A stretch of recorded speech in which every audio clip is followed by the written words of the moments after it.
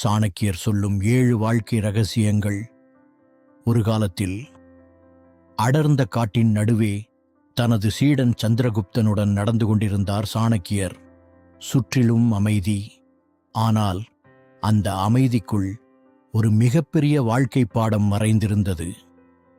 சந்திரகுப்தனை பார்த்த சாணக்கியர் மெதுவாக கூறினார், மற்றவர்கள் உன்னை தூக்கி நிறுத்துவார்கள் என்று எதிர்பார்த்து வாழாதே.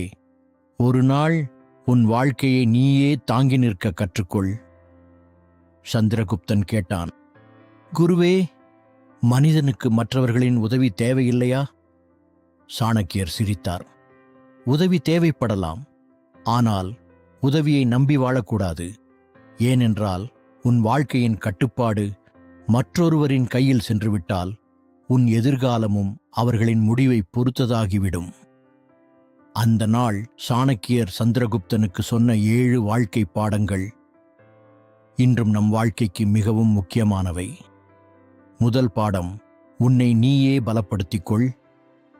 சாணக்கியர் கூறினார், உலகம் பலவீனமான மனிதனை எப்போதும் சோதிக்கும். இங்கே பலம் என்றால் உடல் பலம் மட்டுமல்ல, மனதின் பலம், அறிவின் பலம், பணத்தை நிர்வகிக்கும் திறன், முடிவெடுக்கும் தைரியம், தோல்விக்கு பிறகு மீண்டும் எழும் மனநிலை, இவை அனைத்தும் பலம்தான். நீ உன்னை பலப்படுத்திக் கொள்ளவில்லை என்றால் சிறிய பிரச்சனைகள் கூட உன்னை உடைத்துவிடும். ஆனால் என்ன நடந்தாலும் நான் மீண்டும் எழுவேன் என்ற மனநிலையை வளர்த்து கொண்டால் உன் வாழ்க்கையை யாராலும் எளிதாக அசைக்க முடியாது. அதனால் இன்று முதல் ஒரு விஷயத்தை நினைவில் வைத்துக்கொள். உன் பலவீனத்தை மறைக்காதே, அதை சரி செய்யத் தொடங்கு. இரண்டாவது பாடம், மற்றவர்களை எதிர்பார்த்து காத்திருக்காதே. ஒரு கிராமத்தில் அர்ஜுன் மற்றும் விகாஸ் என்ற 2 நண்பர்கள் இருந்தார்கள். அர்ஜுன் எப்போதும் ஒரு விஷயத்தை நம்பினான், என் வாழ்க்கையை மாற்ற வேண்டியது நான்தான். அவன் தினமும் படித்தான், புதிய விஷயங்களை கற்றுக்கொண்டான், தோல்வி வந்தாலும் மீண்டும் முயற்சி செய்தான். ஆனால் விகாஸ், அவன் எப்போதும் மற்றவர்களை பார்த்து கொண்டிருந்தான். யாராவது எனக்கு ஒரு வேலை வாங்கித் தருவார்கள், யாராவது பண உதவி செய்வார்கள், எனக்கு அதிர்ஷ்டம் வந்தால் வாழ்க்கை மாறிவிடும் என்று காத்திருந்தான். பல வருடங்கள் கடந்தன. அர்ஜுன் தனது உழைப்பால் ஒரு தொழிலை உருவாக்கினான். விகாஸ் அதை பார்த்து, அவனுக்கு அதிர்ஷ்டம் இருந்ததால் தான் வெற்றி கிடைத்தது என்றான். ஆனால் உண்மை என்ன? அர்ஜுனுக்கு அதிர்ஷ்டம் மட்டுமில்லை, அவனிடம் முயற்சி இருந்தது, ஒழுக்கம் இருந்தது, கற்றுக்கொள்ளும் ஆர்வம் இருந்தது. முக்கியமாக தன் வாழ்க்கைக்கான பொறுப்பை வேறு யாரிடமும் கொடுக்கவில்லை. நீயும் இதை நினைவில் வைத்துக்கொள். உதவி கிடைத்தால் நன்றி கூறு, ஆனால் உன் வாழ்க்கையை மாற்றுவதற்காக உதவி வரும் வரை காத்திருக்காதே. மூன்றாவது பாடம், தனியாக நிற்கும் திறனை வளர்த்துக்கொள். தனியாக இருப்பது என்றால் எல்லோரையும் விட்டு விலகுவது அல்ல. அதன் உண்மையான அர்த்தம், யாரும் இல்லாத நேரத்திலும் உன் இலக்கை நோக்கி தொடர்ந்து செல்ல முடிவது. பலர் கூட்டம் இருக்கும்போது மட்டுமே தைரியமாக இருப்பார்கள். நண்பர்கள் இருந்தால் முயற்சி செய்வார்கள், ஊக்கம் கொடுப்பவர்கள் இருந்தால் வேலை செய்வார்கள். ஆனால் அவர்கள் தனியாகிவிட்டால் அவர்களின் வேகம் குறைந்துவிடும். உண்மையான சுய நம்பிக்கை எப்போது தெரியுமா? யாரும் உன்னை பாராட்டாத போதும் நீ உன் வேலையை செய்வாய். யாரும் உன்னை ஊக்கப்படுத்தாத போதும் நீ முயற்சி செய்வாய். யாரும் உன்னை நம்பாத போதும் நீ உன்னை நம்புவாய். அதுதான் தனியாக நிற்கும் சக்தி. நான்காவது பாடம், அறிவை தினமும் வளர்த்துக்கொள். சாணக்கியர் சந்திரகுப்தனை பார்த்து கூறினார், ஆயுதத்தால் வெல்ல முடியாத பல விஷயங்களை அறிவால் வெல்ல முடியும். பணம் இருந்தால் அது ஒரு நாள் குறையலாம், பதவி இருந்தால் அது ஒரு நாள் போகலாம். ஆனால் நீ கற்றுக்கொண்ட அறிவை யாராலும் உன்னிடமிருந்து எடுத்துக்கொள்ள முடியாது. அதனால் தினமும் ஏதாவது ஒன்றை கற்றுக்கொள். ஒரு புத்தகத்தை படி, ஒரு நல்ல கட்டுரையை படி, வரலாற்றை புரிந்து கொள். வெற்றி பெற்றவர்களின் வாழ்க்கையை படி, உன் தவறுகளிலிருந்தும் கற்றுக்கொள். ஏனென்றால் அறிவு என்பது புத்தகங்களில் மட்டும் கிடைப்பதில்லை, வாழ்க்கையே ஒரு மிகப்பெரிய புத்தகம். நீ சந்திக்கும் ஒவ்வொரு மனிதனும், ஒவ்வொரு தோல்வியும், ஒவ்வொரு அனுபவமும் உனக்கு ஒரு பாடத்தை கற்றுத்தருகிறது. அதை கவனமாக படிக்கத் தெரிந்தவன்தான் உண்மையான அறிவாளி. 5வது பாடம். பேசும் திறனை வளர்த்துக்கொள்.